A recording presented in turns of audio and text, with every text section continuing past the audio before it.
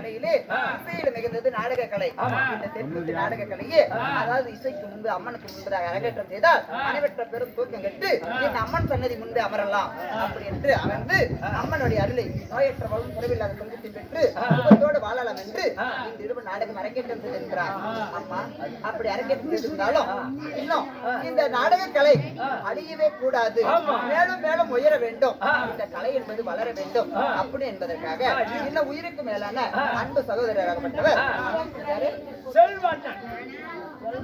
இன்னும் செல்வம் அண்ணா கிராமிய தெற்குத்து. இந்த உலகம் எல்லாம் அவருடைய பேரும் இந்த அம்மனுடைய புகழும் அது இன்னும் மக்கள் டிவில இன்னும் சேலம் மாவட்டம் லோக்கல் சேனல் இந்த சேனல்ல ஒளிபரப்ப இந்த கலையே மேலும் மேலும் உலகம் எல்லாம் வளர வேண்டும் என்று யூடியூப் சேனல் அனைத்து சேனலிலும் அவருடைய கலையை வளர வேண்டும் என்று இந்த அம்மனை பிரார்த்திக்கிற ஓம் சக்தி.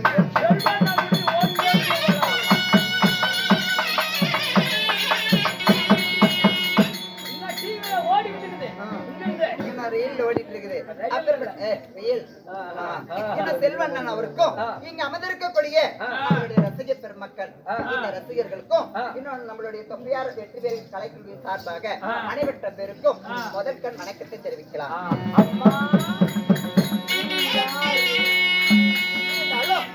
பெரியவர்களால் நிச்சயிக்கப்பட்டு இன்றிரவு அரங்கேற்றம் செய்திருக்கக்கூடிய நாடகத்தின் பெயர் கருவாட்டு நாடகம். இது ஒரு குடும்பத்தினுடைய கதை.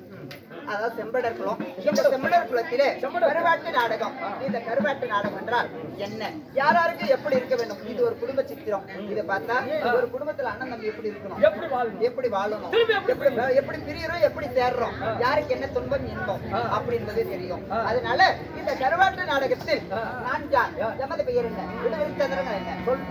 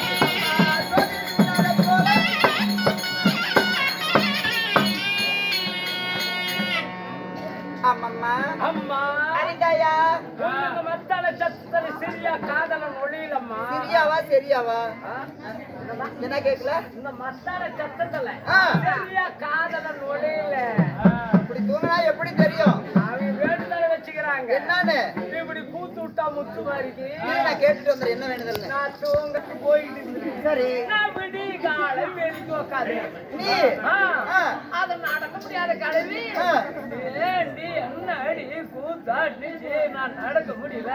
அந்த கட்டில வளர்க்கிற கிழவி அந்த கிட்ட பாத்து போன கிழவி என்னங்கிறா என்னடி கூத்தாடிச்சு என் புண்ட கூத்து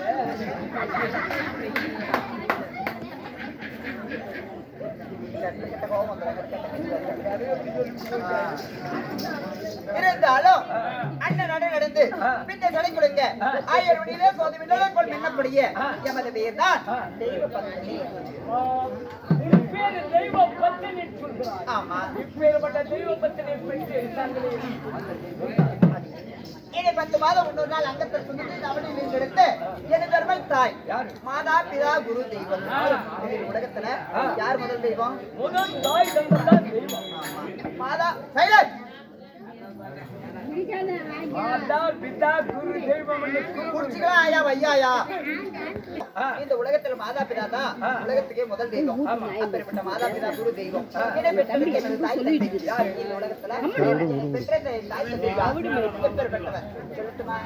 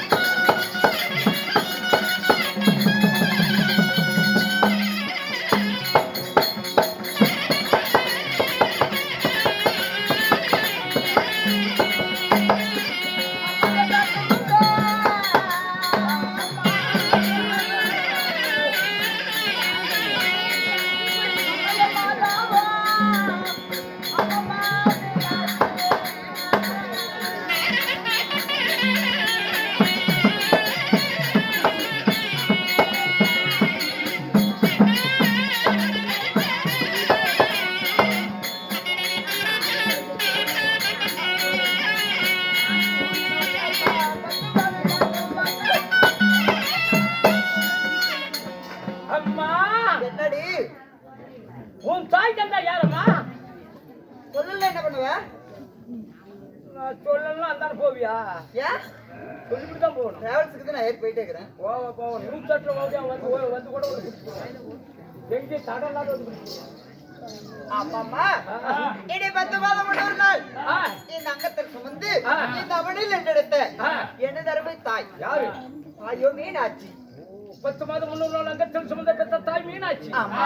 உன் தந்தையா? என் அருமை தந்தை என்னை மாறாள ஏன கட்டி மணி மீது நடப்பழக்கி தோளால ஏன கட்டி தொட்டில் மீது நடப்பழக்கி என்னை சீரும் சிறப்பாக செல்வாக்கோடு வளர்ச்சி வாலிபம் செய்து எனது அருமை தந்தை யாரு? தந்தையோ சொக்கநாதர். சொக்கநாதர். ஆமா. மீனாட்சிக்கு சொக்கநாதருக்கு பிறந்த உன் பேர் தெய்வ பத்தினி. அம்மா உனக்கு ஐ லவ் யூ மேரேஜ் நடந்தது. அப்படின்னா என்னடி? ஐயே கொடல்கார ஈரோட்ல செங்கோலி சூழலிருந்து ஓமை கொண்டாட்டி கூட்டிட்டு வரட்டாமா. ஊமை மண்டாட்டியா? அது எப்படி?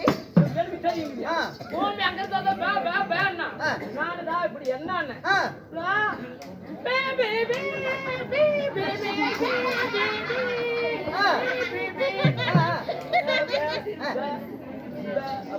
அப்புறம் நீ கண்டுகிட்ட? ஓ உங்களுக்கு ஓமிச்சு பாத்து என்ன பண்ண கொஞ்சம் தெரியும். அதனால உனக்கு ஓமிச்சு பாத்து தெரியும். அதனால நீ கண்டுகிட்ட. உனக்கு ஓமிச்சு பாத்து எப்படி தெரியும்? நானும் ஓமிச்சுக்கிட்டு தான் பழகினேன். கேட்டுக்கிட்டீங்களா? எங்க இருந்து பழகின? இது நேரம் ஒரே நடந்து போகணும். சாயங்காலம் போகும்போது தனியா கூட்டு பாருங்க.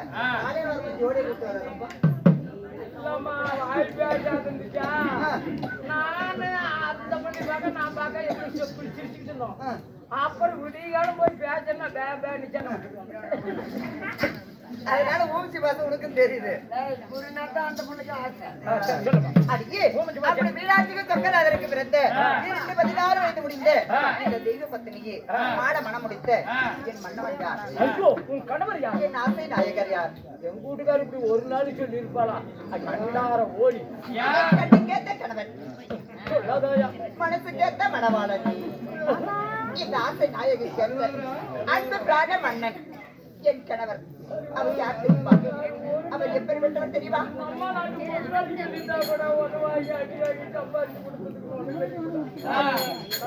அவருடைய பேரை நினைக்கும் பொழுது சக்கர பந்திலே தேர்மலை கொண்டு அதை நாவினால் வெளியே எவ்வளவு சக்கர பந்திலே தேர்மலை பொழுது அதை நாவில் பட்ட எவ்வளவு செஞ்சு எப்படி இருக்கும்? அவரை பார்க்கும் பொழுது என் ஆசை கணவரை நினைக்கும் பொழுது அவருடைய புதுவரத்தை பார்க்க பார்க்க ஒரு படத்தை பார்க்க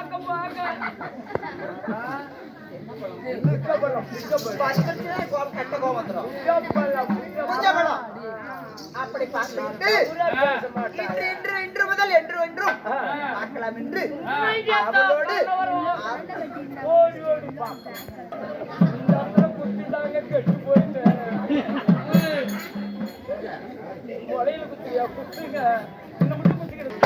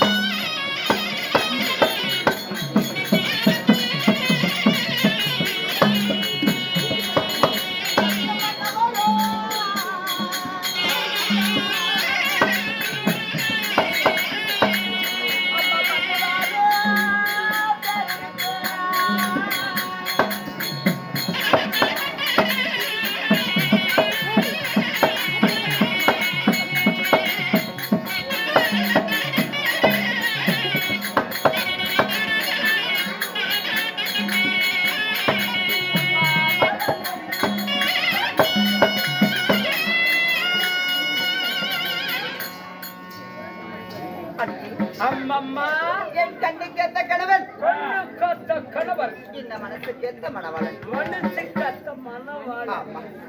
என் பிராணபதி, யாரும்மா? என் கணவன்.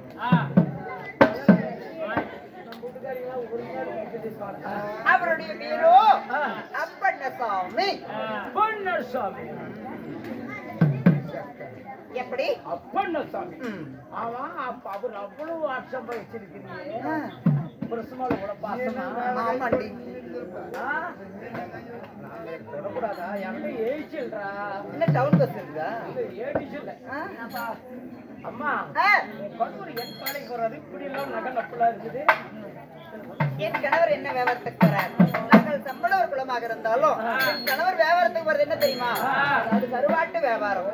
கருவாட்டு பெரிய பெரிய கடலுக்கு சென்று ஆமா, லாட்டுக்கணக்கில் வாங்குவது. நிறைய கடலுக்கு சென்று அதாவது பெரிய பெரிய வியாபாரமா பிடிச்சிட்டு வந்து இங்க இருந்து அயல் நாட்டுக்கு எடுத்துட்டு போய் வியாபாரம் செஞ்சு லட்சக்கணக்கில் குமிழ் குமிழா எங்க இடத்துல ஏகாப்பட்ட பொன்பொருள் நிறைய இருக்கிறது. அப்புறம் கணவர் கூட பிறந்து என் கணவரோட பிறகு 3 பேர். அப்பண்ணன் என் கணவர், சுப்பண்ணன் இளைய கணவர், அதுக்கு தம்பி அப்பண்ணன், சுப்பண்ணன், குப்பண்ணன், குப்பண்ணன், இப்படி 3 பேர். ஆமா. என் கணவனோட பிறந்தவர் 2 பேர். சரி, ஏன் என்னடி சொல்ற? ஏன்டி அதை கேக்குற? அப்பண்ணனை கல்யாணம் பண்ணி பாத்துக்கிட்டு என்னடி சொல்ற? சுத்தர பாக்கி இருக்குதான்னு சுந்தர பாக்கினா தன்மாரி குழந்தைக்குதாங்க.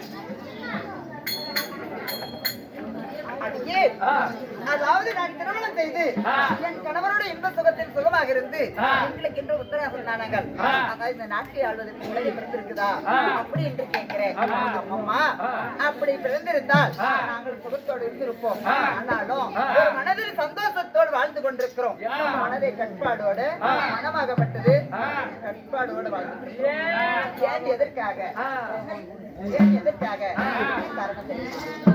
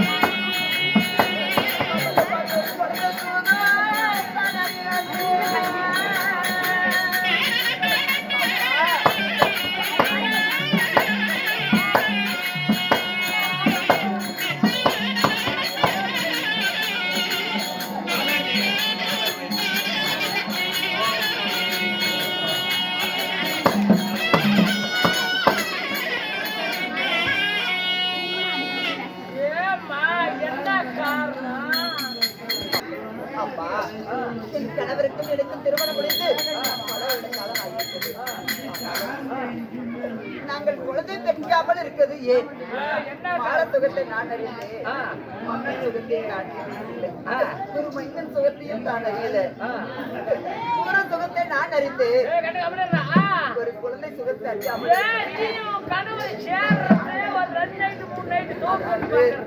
கல்லானாலும் கணவன், உள்ளானாலும் புருஷன். அதனால பிறந்துட்டால் பெண்ணுக்கு ஆசை இல்லாமல் போயிடுமா? இருக்கக்கூடிய ஆசையே வெளியில சொல்லாம உள்ளத்திலேயே வைத்து கூட்டியிருக்கிறேன். ஏனென்றால் என் கணவரை பெற்றெடுத்த தாய் தந்தை எல்லாம் இறந்து விட்டார் இருவரும். அதனால என் கணவனும் கணவனுடைய தமையமார்களும் பார்ப்பதற்கு யாரும் இல்லை. அதனால என் கணவர் என்னை மனம் முடித்த பிறகு என் தமையமார்களுக்கு நீ தாயாகத்தான் இருக்க வேண்டும். என் தாய் இறந்த பிறகு தாயாக நீ இருந்தால் என் தமையமார்களுக்கு தகப்பனாக நான் இருப்பேன். நாங்கள் இருவர் தான் அவருக்கு தாய் தந்தை. அதனால நாம் இருவரும் ஒன்று சேர்ந்து நமக்கு பிள்ளை பிறந்து விட்டால் என்னுடைய தமையமாரை நான் மறந்து விடுவேன், உன்னுடைய மைத்தனன் மாறி மறந்து விடுவாய். அதனால என் தமையமாருக்கு திருமணம் முடிந்து அவர் நல்ல வாழ்க்கை வாழ்வோரை உனக்கு இருக்கும். அதாவது இந்த சுகம் என்பதே கிடையாது. நீயும் நானும் கணவன் மனைவி மட்டும்தான். ஆனா என் தமையமாருக்கு தாய் தந்தை அப்படின்னு சொல்லி என் கணவர் என்னை கட்டுப்பாட்டோடு வளர்க்கிறார். என்ன மனுஷன் நாம ரெண்டு பேரும் சேர்ந்தா உனக்கு குழந்தை பிறச்சுதான் என் தன்மையால மறந்துடுவேன் அப்படின்னு அவனுக்கு உன் கடவுள் சொல்றாரா? பொழுதுலையும் கூட வேலை கட்டலாம், அங்க பேசிருக்கலாம். வீட்டுல படிச்சா பிரச்சனை ஞாபகம் வராதா கண்ணு? அப்படி மன்னன் சொல்லே சித்தம் என்று சொல்லி கணவருடைய பேச்சுக்கு வழி பேச்சு பேசாமல் கணவன் சொல்தான் தெய்வம் என்று நினைத்து கல்லானால கணவன் புல்லானால புருஷன் இப்படிதான் நமக்கு தெய்வம் அப்படி என்று நினைத்து அவருடைய பேச்சு வார்த்தையை கேட்டு அதாவது என்னுடைய மைத்தனன்மார்கள் இருவரையும் என்னுடைய மக்களை போல நான் பெற்றெடுத்த ஆமா என் குழந்தைமார்கள் இருவரும் நான் பெற்றெடுத்த என் மக்களை போல சிறப்பாக செல்வாக்கோடு வளர்ச்சி வாழ்க்கை செய்யும். வர சொல்லியிருந்தாலும் இன்னொருத்தர் இருக்கிறார்ல